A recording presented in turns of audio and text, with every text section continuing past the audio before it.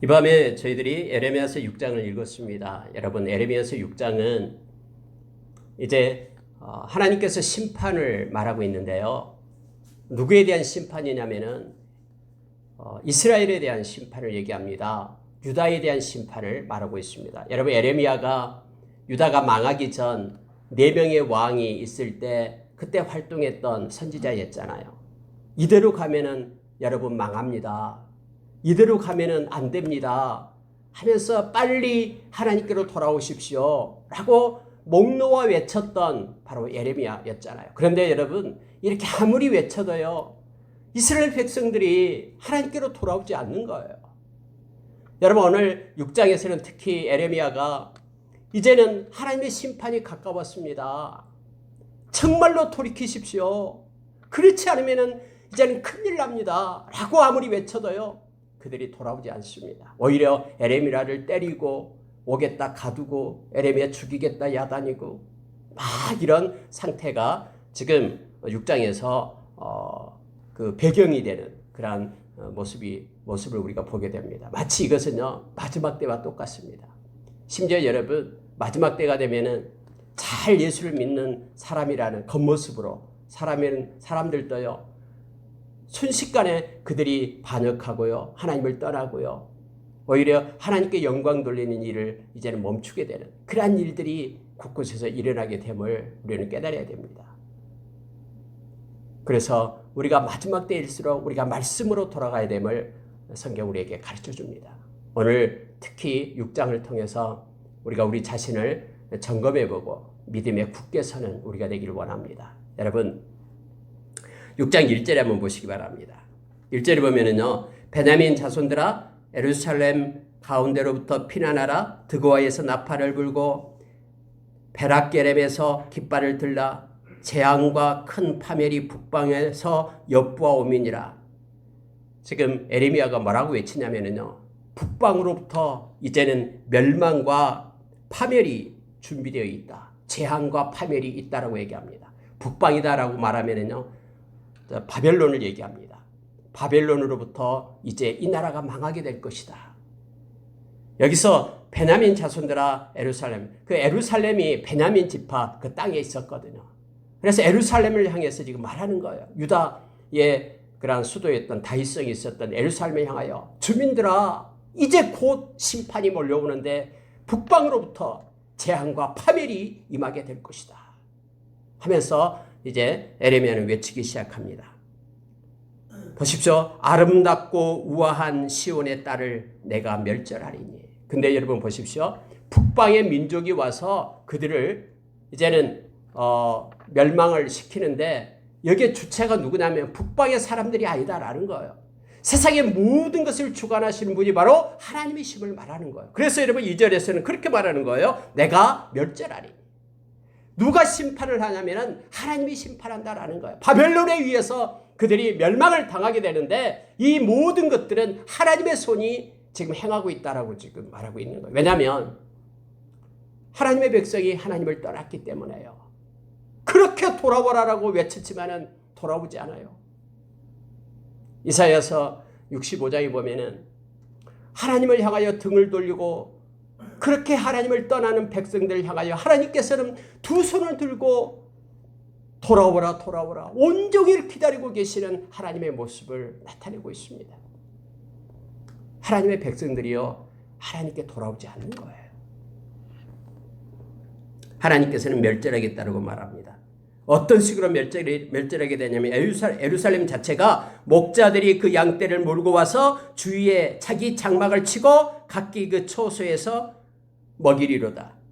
목자를 나타내고 있어요. 이 목자가 바로 바벨론 사람을 상징하고 있습니다. 그들이 양떼를 몰고 와서 거기에 장막을 치고 그곳에 양떼들을 먹이는 곳이 돼버린다라는 거예요. 어디가요? 예루살렘이요. 예루살렘 하나님의 백성들이 살고 있는 그곳이 이제는 북방에서부터 온 그런 바벨론 족속 갈대아 사람들에 의해서 그곳이 완전히 양떼들이 치는 곳으로 바꿔져 버린다. 폐허가 되어버린다라고 말하고 있습니다. 목자가 양떼를 끌고 와서 먹이듯이 그렇게 북방의 사람들이, 그런 바벨론 사람들이 예루살렘에 와서 그렇게 양떼를 치는, 예루살렘을 지배하고 통치하는 곳이 되게 될 것이다라고 예레미야는 그렇게 외치고 있음을 보게 됩니다. 여러분, 예레미야 선지자는요, 왜 이 말씀을 전하고 있냐면, 말씀을 전할 때 그때는 기회가 있습니다. 언제나 그래요. 하나님께서 우리를 책망하고 우리의 죄를 지적하고 말할 때는요, 아직 소망이 남아 있는 거예요. 돌아올 수 있는 기회가 주어지게 되는 거죠. 그때 털고 하나님 앞에 엎드려 하나님께로 돌이키면 우리는 살아납니다. 그러나 끝끝내 하나님의 말씀을 듣지 않을 때는 마지막에 심판이 있음을 성경은 분명히 합니다. 이대로 있다가는 너희들이 북방으로부터 온 그런 민족에 의해서 멸망을 당하게 될 것이다. 온통 예루살렘이 목자가 양떼들 먹이는 그런 풀밭처럼 그렇게 바꿔지게 될 것이다. 그러니 돌아오라 라고 외치고 있습니다. 심지어 여러분, 그 북방에서 온 민족이요, 어떤 식으로 공격을 하게 되냐면 6절에 보십시오. 만군의 여호와께서 이같이 말하노라. 너희는 나무를 베어서 예루살렘을 향하여 목책을 만들라. 이는 벌받을 성이라. 그 중에는 오직 포악한 것뿐이라. 하나님께서 그렇게 말해요. 예루살렘 성은 벌받을 성이다라는 거예요. 얼마나 죄악이 많은지 이 예루살렘 성은 벌받을 성이기 때문에 너희들은 오자마자, 북방의 민족들요, 그들이 오자마자 나무를 베어가지고 예루살렘을 향하여 목책을 만들라라고 얘기합니다. 여러분, 옛날에는 전쟁을 벌일 때요, 가장 먼저 행하는 게 뭐냐면은 나무를 베는 거예요. 성을 에워싸기 위해서, 성을 정복하기 위해서 성 주변에 나무를 베기 시작합니다. 왜냐면은 이 나무가 있으면 이렇게 화살을 쏜다거나 또 누가 있는지 식별이 안 되기 때문에요, 다른 나라 성을 점령하려면 주변에 나무를 베입니다. 그리고 그 나무를 가지고 목책을 만들어요. 그래서 큰 무기를 만들고 합니다. 전쟁을 벌이기 위해서는 나무부터 베기 시작하는 거예요. 그래서 지금 예레미야는 그렇게 말하고 있는 거예요.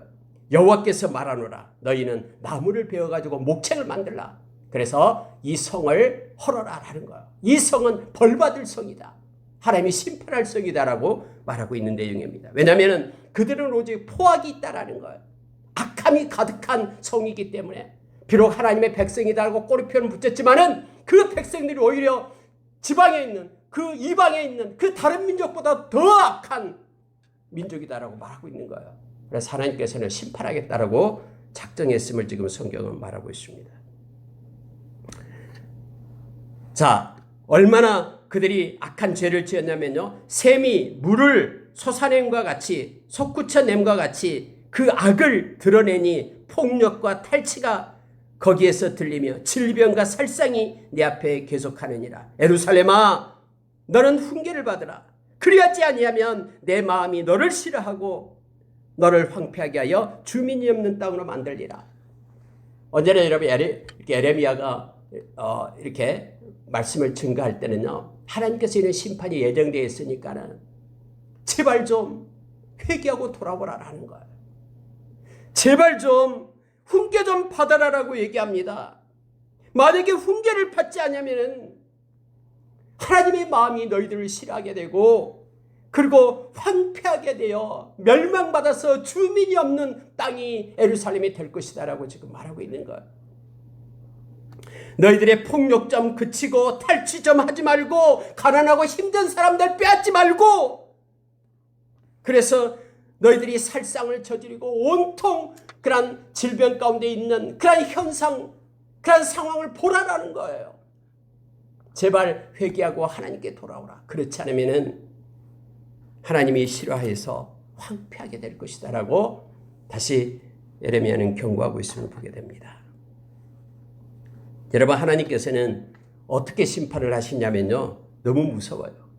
여러분, 오늘 새벽에 우리가 말씀을 나눴던 것이 있죠. 하나님은요, 9가지를 얘기를 합니다. 어떤 하나님인가라는 것을 느헤미야서 9장 31절, 32절, 33절에서 9가지를 얘기하는데요. 그 중에 하나님은 두려우신 하나님이에요. 여러분, 우리가 하나님을 두려워하지 않는다면요, 절대로 하나님을 경외하지 못합니다. 어떤 사람은 하나님을 멸시하고 무시하는 하나님이 있어요. 사람들이 있어요. 하나님이 얼마나 위대하고 높으신 하나님이십니까? 그래서 우리는 하나님을 무서워해야 돼요. 두려워하는 마음이 곧 경외함이에요. 근데 막 죄를 지으면서도 하나님이 싫어하고 가증스럽게 하나님이 행하는 원하는 하나님 가증스럽게 여기는 것을 막 그렇게 행하면서도 하나님을 무서워하지를 않아요. 여러분 오늘 말씀을 보시기 바랍니다. 하나님이 얼마나 심판을 하겠다라고 무서운 심판을 하겠다라고 말하고 있느냐면 9절을 보시기 바랍니다. 만군의 여호와께서 이와 같이 말씀하시되 포도를 따듯이 그들이 이스라엘의 남은 자들을 말갛게 주우리라. 마치 포도를 따듯이 바벨론이 와가지고요 이스라엘의 남은 자들을 말갛게 줍겠다라고 얘기합니다. 여기서 말갛게라는 것이 뭐냐면요 한 톨의 포도알도 남김이 없이 철저하게 포도를 따듯이 이스라엘을 다 따버리겠다라고 얘기합니다. 그들을 멸망시키게 될 것이다. 공의 하나님은 그렇게 말씀하고 있습니다. 여러분 이것을 예레미야는 봤고요. 예레미야 마음이 너무너무 아픈 거예요. 하나님께서 이렇게 철저하게 하나님의 백성을 심판하겠다라는 예루살렘을 망하게 하겠다라는 그런 메시지를 이 선지자 예레미야가 받으니까요. 너무너무 마음이 힘든 거예요. 아픈 거예요. 여러분 우리가 이걸 기억해야 됩니다. 선지자들은 특히 그때 당시 참 선지자들은요. 하나님께서 말씀을 하실 때 그 말씀만 하는 게 아니에요. 그냥 통로만 되는 게 아니에요. 하나님이 가지고 있는 그런 마음, 하나님의 그 마음이 선지자에게도 그대로 전달이 돼요. 그러니까 하나님이 얼마나 분노하고 있는가를 선지자는 깨닫게 되는 거예요. 그 마음 가운데 막 하나님이 느끼는 분노가 함께 되는 거예요. 하나님과 선지자가 함께 되는 거예요. 똑같은 마음을 갖게 되는 거예요. 그래서 여러분 선지자인 예레미야가요 10절에서 그렇게 말합니다. 한번 보십시오. 내가 예레미야예요. 이건 지금 예레미야가 하나님께 말하고 있는 것입니다. 내가 누구에게 말하며 누구에게 경책하여 듣게 할꼬. 이 말은요 하나님 내가 이 하나님의 말씀을 누구한테 말할까요? 누구에게 경책해서 그가 하나님의 말씀을 듣게 할까요? 아무도 하나님의 말씀을 듣지 않고 심판이 있다라고 하나님이 그렇게 가르쳐 주는데 제가 누구에게 말할까요? 아무도 하나님의 말씀을 듣지 않는 이 상황을 하나님은 어쩌면 좋습니까? 예레미야가 하나님 앞에 그렇게 엎드려서 가슴을 치면서 하나님께 말씀하고 기도하고 있는 내용입니다. 그 귀가 할례를 받지 못하였으므로 듣지 못하는도다. 보라 여호와의 말씀을 그들이 자신들에게 욕으로 여기고 이를 즐기하지 아니하니라고 말합니다. 하나님 제가요 하나님의 말씀을 아무리 외쳐도요 그들은 귀가 할례를 받지 않아가지고 듣질 못해요. 여러분 할례를 받는다라는 것은 하나님께 속한 것이다라는 것이죠. 우리가 할례를 받는다라는 것은 하나님께 속했다라는 뜻이에요. 그럼 귀가 할례를 받지 못했다라는 것은요 이 귀가 하나님께 속한 귀가 아니어가지고 하나님의 말씀을 듣지 않는다라는 거예요. 세상의 말에는 귀를 기울이고 사람의 말에는 귀를 기울이고 다 듣고 있는데 하나님의 말씀에는 그 귀가 들리지를 않아요. 하나님 말씀에 귀를 기울이지 않아요. 귀가 할례를 받지 않았기 때문에. 성경에 그런 표현이 많이 나오죠. 마음에 할례를 받아라. 이 마음이 하나님의 마음을 느끼지 못하는 거예요. 할례를 받지 않으면 마음이 하나님께 속해야 되고 귀가 하나님께 속해야지만이 하나님의 말씀을 듣게 되는데 특히 예레미야가 하나님 앞에 기도하면서 하나님 아무리 외쳐도요 그들이 하나님 말씀 안 들어요. 심지어 하나님 말씀을 외치고 돌아오라고 회개하라고 말해도 그들이 오늘 뭐라고 말하며 그들이 자신들에게 욕으로 여기고 이를 즐기하지 않는다라는 거예요. 하나님께서 그렇게 말하면 나한테 욕한다라고 하나님이 나를 지금 욕하고 있다라고 욕으로 여기고 하나님의 말씀을 아예 귀에서 듣지도 않습니다. 내가 누구에게 이런 상황에서 누구에게 말할까요? 누구에게 하나님의 말씀을 가지고 가서 경책할까요? 라고 예레미야가 하나님 앞에 엎드려 기도하고 있는 내용입니다. 여러분 11절 보십시오. 그러므로 여호와의 분노가 내게 가득하여 내게라는 것은 예레미야를 얘기합니다. 하나님과 예레미야가 마음이 하나가 된 거예요. 그래서 하나님이 지금 하나님의 백성에게 얼마나 화를 내고 있고 분노를 내고 있는 것인 그 생각을 에레미야가 그대로 임파테이션이 된 거예요. 그러니까 그대로 받은 거예요. 에레미야 마음이 막 하나님의 분노로 가득 찬 거예요. 11절에요. 그러므로 여호와의 분노가 내게 가득하여 참기 어렵도다. 그것을 거리에 있는 아이들과 모인 청년들에게 부으리니 남편과 아내와 나이든 사람과 늙은이가 더 잡히리로다.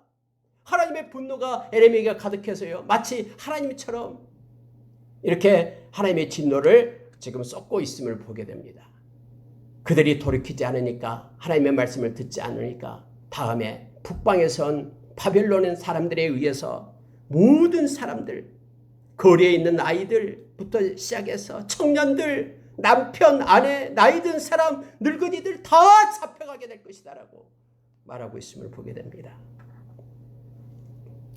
여러분, 에레미야 선지자는 패역한 유다 백성들에 대한 하나님의 분노를 몸으로 느낄 수가 있었습니다. 하나님의 메시지를 전달하는 도중에 자신이 넘쳐나는 감성을 지금 표현하고 있는 것입니다. 하나님의 진노는 너무도 충만했기 때문에 심지어 길거리 아이들조차도 하나님의 무서운 심판을 직면해야 된다고 지금 에레미야는 말하고 있는 것입니다. 실제적으로 여러분, 바벨론이 이렇게 예루살렘 성을 에워싸고 쳐들어왔을 때요, 많은 아이들을 죽였어요. 그 조그만 아이들을 막 땅에다가 내치고 바위에다가 내치고 죽이고요.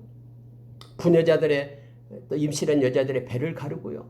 이렇게 잔인무도한 그러한 살상이 있었으면 역사는 그렇게 말해주고 있습니다. 거기서 바벨론까지 가요 1000마일이에요. 바벨론은 높잖아요. 그러다 보니까는 키로수가 1400km에서 1600km가 되는 먼 곳이에요. 그런데 굴비 엮어가지고 때로는 신발도 없이 옷도 입히지 않고 끌고 가는 거예요. 그 길을요. 여기서 서울에서 부산까지 400km잖아요. 근데 1400km를 갔다고 생각해 보세요. 끌고요.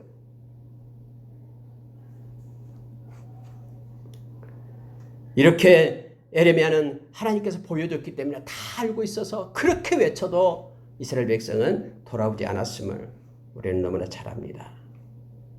여러분 보십시오. 내가 그 땅 주민에게 내 손을 펼 것인지 하나님이 말씀합니다. 12절에요. 하나님이 손을 펴겠다라고 얘기합니다. 그러면은 그들의 집과 밭과 아내가 타인의 소유로 이전되리라. 여호와의 말씀이니라. 하나님의 손을 펴면요, 하나님의 손이 얹으면은요, 활동이 일어납니다. 하나님의 손은 때로는 무서운 일이 나타나죠. 이 진노의 하나님 손. 때로는요, 하나님의 손이 펼 때예요, 하나님의 백성을 하나님께서는 보호하시고 세우십니다. 하나님의 손이 펴질 때는 능력의 손이기 때문에요. 악한 자에게는 하나님의 벌이, 선한 자에게는 하나님의 도움이 임하는 것이 여호와의 손입니다. 그래서 우리는 하나님의 손을 구하잖아요. 공의의 손을 구하잖아요. 근데 오늘 말씀 가운데 이렇게 말합니다. 하나님의 손을 펴니까 집, 밥, 아내, 이것이 타인의 소유로 이전된다고 얘기합니다. 여러분, 전쟁이 일어나면요, 남자들은 대부분 다 죽습니다. 포로를 하면 다 죽여요. 여자들은 다 끌고 가서 노예로 삼습니다. 아이들도 마찬가지고 밭들, 모든 것들 다 그렇게 가져가 버립니다. 왜 이런 일이 일어나냐면 성경은 그렇게 말합니다. 그들이 작은 자로부터 큰 자까지 다 탐욕을 부리며 선지자로부터 제사장까지 다 거짓을 행함이라.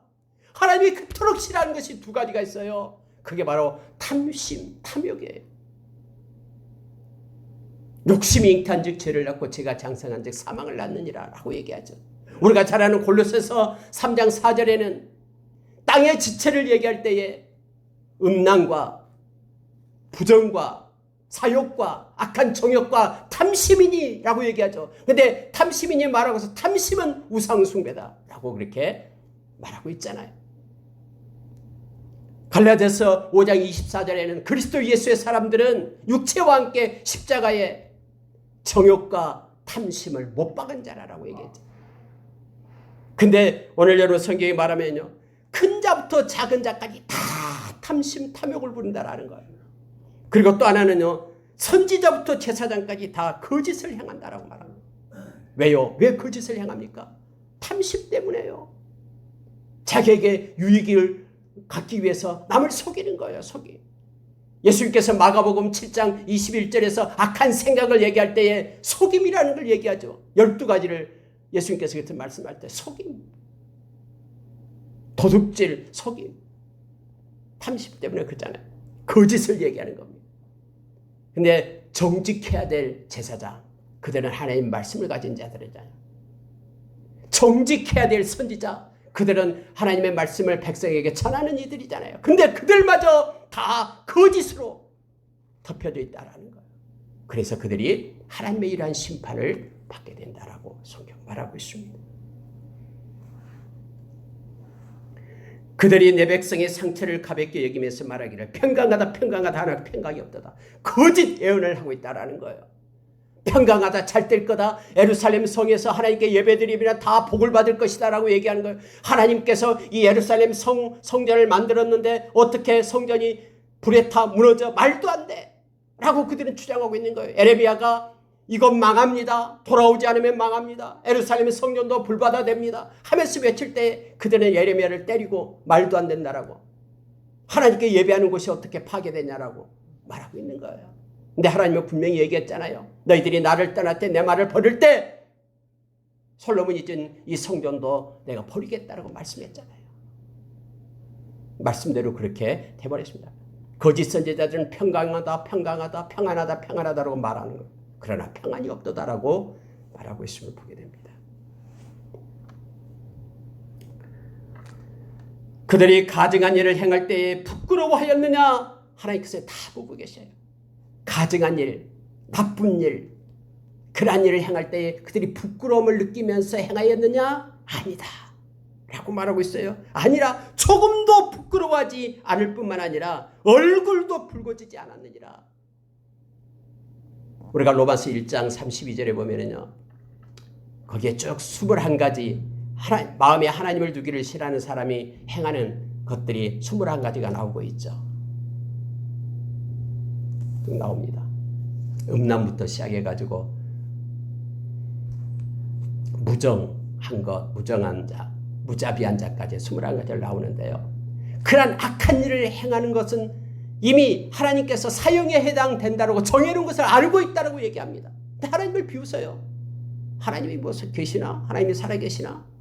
하면서 하나님이 이런 일을 행하면 사형에 해당된다는 것을 알고 있으면서도 그 일을 행하여 뿐만 아니라 그러한 일을 행하는 자들을 옳다 한다라고 성경이 말하고 있는 거예요. 여러분, 오늘 이 말씀 가운데도 조금도 부끄러워하지 않을 뿐만 아니라 얼굴도 붉히지 않고 그러한 악한 일을 서슴없이 탐심을 부리고 뿐만 아니라 거짓을 행하고 있다라는 것. 특히 그 중에 제사장들, 선지자들이 그렇다라고 지금 말하고 있는 것입니다. 그러니 하나님께서 그 성을 심판하지 않겠느냐라고 성경은 우리에게 말하고 있습니다. 하나님께서는 예레미야 선지자를 통해서 기회를 줍니다. 자, 16절에 여호와께서 이와 같이 말씀하시되 너희는 길에 서서 보며 애적 길 곧 선한 길이 어디인지 알아보고 그리로 가라. 선한 길, 여러분 애적 길이라는 게 뭐냐면요, 옛날에 처음 하나님 만날 때 시내산에서 하나님의 백성이 우리가 하나님의 백성이 되겠습니다, 하나님이 우리의 하나님이 되십시오라고 언약관계에 있었던 그 옛적 길, 그것을 알고 그 길로 가라라는 거예요. 그 선한 길을 어디인지 알아보고 그리로 가라. 너희 심령이 그러면은 평강을 얻으리라. 이렇게 하나님은 참 선지자를 통해서 말씀을 합니다. 그런데 그들의 대답이 뭐라고 돌아오냐면은 우리는 그리로 가지 않겠노라. 아니요, 우리 그 길 가지 않겠어요. 옳은 길 가라라고, 선한 길 가라라고, 하나님과 함께하는 길을 가라라고 그렇게 말하지만은 대답이 뭐냐면 아니요, 우리 그 길 가지 않겠습니다. 지금 이대로가 좋습니다. 우리 이대로 하겠습니다 라고 오늘 새벽에 말한 것처럼요, 고집 부리는 어깨, 고집 있는 어깨를 가지고 완악해서 하나님을 들이받고 있다라는 것을 보게 됩니다. 목이 곧은 백성, 고집 부리는 어깨를 가진 모습을 보게 됩니다. 하나님께서는 또 그렇게 말합니다. 17절에요. 너희 위에 파수꾼을 세웠으니 나팔 소리를 들으라. 나팔 소리는 경고잖아요. 이제 곧 파수꾼을 세웠다라고 얘기합니다. 파수꾼이 나팔을 불면요, 성 안에 있는 사람들이 야 적이 쳐들어오니까 우리는 준비하자, 대비하자 막 해야 되는데 파수꾼을 세웠다라고 말하니 그의 나팔 소리를 들으라고 경고를 들으라. 그러면 살 것이다라고 말하는데도 그 백성은 뭐라고 얘기하냐면요, 그들이 대답이 우리 듣지 않겠다. 파수꾼 우리 듣지 않겠다. 하나님의 말씀을 잘하는 그들 말 듣지 않겠다 라고 그들은 말한다라고 얘기합니다. 얼마나 마음이 답답했으면 하나님께서는 예레미야 선지자를 통해서 19절에서 땅이여 들으라. 내가 이 백성에게 재앙을 내리리니 이것이 그들의 생각의 결과라. 이런 중요한 말씀을 성경은 말하고 있습니다. 여러분, 생각의 결과가요 중요합니다. 우리가 어떤 생각을 가진냐에 따라서 우리의 인생의 길이 달라집니다. 왜 그들이 이렇게 멸망하게 됐냐면 그들의 생각의 결과다라고 말합니다. 생각의 결과 때문에 파수꾼의 소리를 듣지 않고요, 생각의 결과 때문에 하나님께서 그렇게 외쳐도 그들이 따르지 않는다라고 얘기합니다. 생각의 결과. 성경에 보면 여러분 고린도후서 10장 5절에 보면은요, 하나님을 아는 것에 대항하는 모든 것들을 폐지해라 라고 말합니다. 하나님을 아는 것에 대항하는 모든 것들을 없애고 우리의 모든 생각을 그리스도에게 복종시키라라고 말합니다. 여러분, 우리가 때로는요 우리의 생각 때문에 죄를 짓습니다. 막 생각에 꼬리를 물고 그렇게 막 이 생각 저 생각하면서 막 밤이 깊어가는 거, 그런 거 너무나 많잖아요. 걱정, 염려, 근심, 막 두려움 가운데 생각을 가지고 있는 거예요. 여러분, 그때 생각의 주머니를 잠궈야 되죠. 그 생각을요 어디에, 그 사고를 그리스도에게 복종을 시켜야 돼요. 그리스도 아래에 두어야 돼요. 그러면서 내 생각에 의해서 말씀을 판단해서도 안 됩니다. 이 훈련을 우리가 해야 됩니다. 생각이 일어날 때 그 생각을 그리스도에게 복종시켜라 라고 바울사도는 우리에게 가르쳐줍니다. 그렇지 않으면 그 생각의 결과로 인하여 하나님을 대적하게 된다라고 성경은 말하고 있죠. 왜 그들이 재앙을 받게 되냐면 이것이 그들의 생각의 결과라고 얘기합니다. 그들이 내 말을 듣지 아니하며 내 율법을 거절하였음이니라. 말씀을 듣지 않아요. 생각이 말씀 위에 있기 때문에 자기 생각대로 말씀을 통치하는 것이죠. 그래서 말씀을 안 들어요. 에이, 내 생각에 그 말씀 필요 없어. 지금 이렇게도 잘 살아왔는데 뭐 멸망당한다고? 뭐 바벨론이 와서 우리가 망한다고? 아니! 하면서 하나님의 말씀을 듣지 않는다라는 거예요. 그래서 생각을 주의하라라고 성경은 말하고 있습니다. 여러분, 재밌는 현상이 나오는데요. 그들이 주장하는 것 중에 이거예요. 자, 20절 한번 보세요. 시바에서 유황과 먼 곳에서 향품을 내게로 가져오면 어찌함이냐. 나는 그들의 번제를 받지 아니하며 그들의 희생제물을 달게 여기지 않노라. 여러분, 시바에서 유황을 가져오고요, 향품을 먼 곳에서 가져왔다라고 얘기하죠. 이 유황과 향품은 뭐 할 때 쓰냐면 종교의식을 할 때 쓰는 거예요. 비싼 것 가지고 와서 하나님을 섬긴다라고 얘기하는 거예요. 실제적으로 마음은 하나님으로부터 떠나 있는데 그들이 비싼 것 가지고 와서 하나님이 이것을 좋아하니까 이 번제물을 드리고 비싼 유황과 또 향품을 가지고 종교의식을 하고 있는 거예요. 여러분, 그때 당시 먼 외국에서 어렵게 들여온 사치스럽고 값비싼 물건들을 가지고 종교적인 의식을 하는데 사용했습니다. 유다 백성들은 이런 것들을 가지고 하나님의 성전에서 사용함으로써 종교적인 만족을 누리고 있는 거예요. 야, 나는 이렇게 하나님의 성전에서 비싼 것 가지고 하나님께 예배하고 있다. 그러니 하나님이 기뻐할 것이다. 천만에요. 우리가 잘 알고 있는 사무엘상 15장에서 순종이 제사보다도 낫다라고 얘기했잖아요. 하나님 말씀 듣는 것이, 그것이 낫다라고 우리에게 가르쳐주고 있잖아요. 하나님 말씀을 듣지 않으면서 자기 스스로 종교의식 만족 가운데 있는 거예요. 내가 오늘 이렇게 예배를 드렸으니까 나에게 평강이 있을 것이다. 스스로 그렇게 만족한 거예요. 내가 값비싼 그것을 갖다 하나님께 드렸기 때문에 이제 나에게는 평강이 있다. 스스로 종교적인 만족 속에 심취되어 있는 모습을 지금 성경은 가르쳐주고 있는 거예요. 그런데 하나님께서는 그렇게 말합니다. 내가 그들의 번제를 받지 아니하며 그들의 희생제물을 달게 여기지 않노라 라고 말합니다.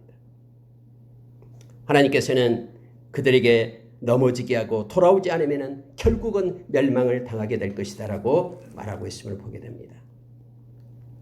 여러분 24절 보십시오. 이것 보고 27절 보고 마치겠습니다. 보십시오. 우리가 그 소문을 들었으므로 손이 약하여졌고 고통이 우리를 잡았으므로 그 아픔이 해산하는 여인 같도다. 여러분 하나님께서 예비되어 있는 그러한 바벨론을 통해서 이스라엘이 멸망받을 것이라는 사실을 에레미야는 알고 있었잖아요. 근데 얼마나 이것이 잔인하고 얼마나 그들이 행하는 것들이 사랑이 없는 모습이었냐 그러면요. 23절에 그렇게 나오고 있잖아요. 그 소문이 우리가 듣게 될 때에 손이 약하여졌다. 손에 힘이 빠져버리는 거예요.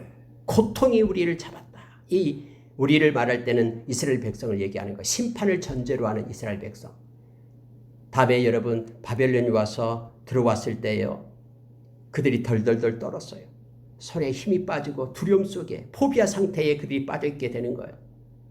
고통이 그들을 붙잡았어요. 마치 아픔이 얼마나 컸냐면 해산하는 여인의 고통 같은 그런 아픔이 그들에게 엄습했다라고 지금 에레미야를 통해서 미리 심판을 말하고 있는 것을 보게 됩니다.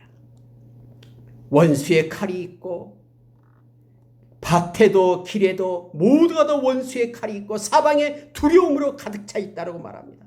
곳곳에서 독자를 잃은 것 같이 슬퍼하며 통곡이 있다고 말합니다. 갑자기 그러한 멸망이 우리에게 다가올 것이다라고 말하고 있는 것입니다. 27절 보고 마치겠습니다. 내가 이미 너를 내 백성 중에 망대와 요새로 삼아 그들의 길을 알고 살피게 하였노라. 그들은 다 심히 반역한 자며 비방하며 돌아다니는 자며 그들은 녹과 철이며 다 사악한 자라. 30절 사람들이 그들을 내버린 은이라 부르게 될 것은 여호와께서 그들을 버렸습니다. 결국 이스라엘 백성이 멸망당하게 되는 것을 에레미야를 통해서 성경은 기록하고 마지막 기회를 지금 주고 있는 거야. 너희들 멸망받게 된다. 이렇게 된다. 내버린 은이다라고 얘기합니다. 여러분 우리가 은을 이렇게 녹여가지고 불순물을 제거하고 순은을 만들죠. 근데 내버린 은이다라는 것은 너무나 찌꺼기가 많이 껴가지고는 도저히 순수한 은을 만들 수 없는 그 찌꺼기들을 얘기할 때 내버린 은 이렇게 말합니다. 아무리 고쳤으려고 아무리 그를 새롭게 하려고 선지자를 통해서 이스라엘 백성들을 그렇게 불러들여도 계속해서 죄악을 짓고 떠나가니까요. 내버린 은, 쓸모도 없는 그들. 그래서 결국 그들이 멸망받게 된다라는 것을 에레미야를 통해서 말하고 있음을 보게 됩니다. 그들은 녹과 철이며 사악한 자라. 여러분 녹과 철을 얘기할 때는요. 완고하고 불순종하고 교만하고 회개가 없는 상태를 나타낼 때 녹과 철을 얘기합니다. 놋이에요. 놋, 철. 놋은 구리를 얘기하고 철이죠. 그래서 도저히 생명이 없고요. 완고해서 하나님께로 돌아오지 않아서 내버린 은에 불과하다. 회개하지 않으면요. 내버린 은이 됩니다. 말씀을 마치겠습니다. 여러분 에레미야는 우리에게 가르쳐주고 있는 메시지가 뭐냐면요. 하나님의 말씀으로 돌아오라라는 거예요. 자기 방식대로 하나님 믿지 말고 말씀대로 하나님을 믿을 것을 요청해주고 있습니다. 귀의 할례를 받아서 하나님의 말씀을 듣고 정말로 마음이 하나님을 사랑하는 자로 거룩한 자로 설 것을 회개하고 주님께 돌아올 것을 요청해주고 있음을 봅니다. 마지막 때에 하나님의 백성은 말씀을 붙잡아야 됩니다. 그래야지만이 회개할 수가 있습니다. 말씀의 거울 앞에 우리를 세워야지만이 우리가 회개하고 하나님께로 올 수가 있습니다. 그렇지 않으면 회개가 없는 모든 이들은 여기서 말하는 것처럼 내버린 은이 대해서 결국 멸망당할 수밖에 없음을 성경은 가르쳐줍니다. 기도하겠습니다.